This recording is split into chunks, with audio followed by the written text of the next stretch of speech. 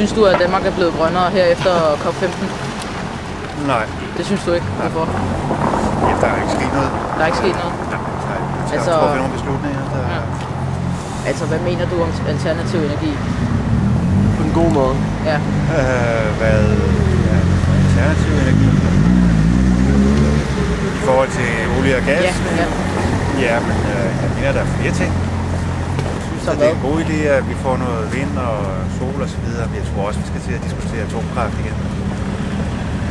Det tror jeg ikke, vi slipper for. Ja. Altså, hvor grønt føler du dig her i det danske samfund? Altså, slukker du lyset efter dig og sådan noget? Har du en bil? Jeg har ikke bil, nej. Du har ikke bil? Jeg har ikke bil. Nej. Men det er nærmest, fordi det kan ikke betale sig på grund. Nej. Altså i forhold til, hvad det koster. Jeg bor på Indre Østerbro, og der skal man også betale bare for vandstående på gaden. Ja.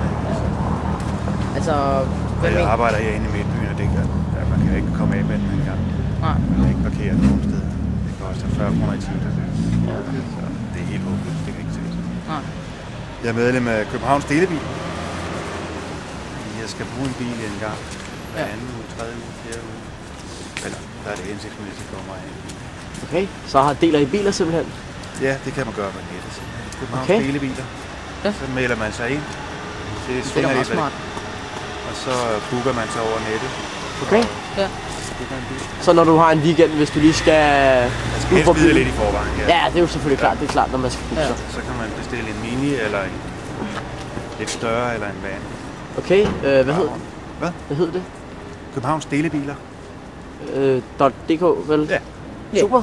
Det skal vi ind og tjekke. Ja. Hvad mener du egentlig ligger i begrebet alternativ energi?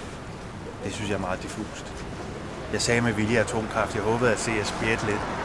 Men det lykkedes ikke. Men altså... Jo, vi har lige været ude ved sådan en firma og snakke om det. Ja. Han nævnte, at atomkraftværket var ved at komme på banen igen. Ja. Finnerne er ved at bygge et meget stort. Ja. De er vist lige blevet færdige med det. Så de er lige blevet færdige med det, ja. Er det det?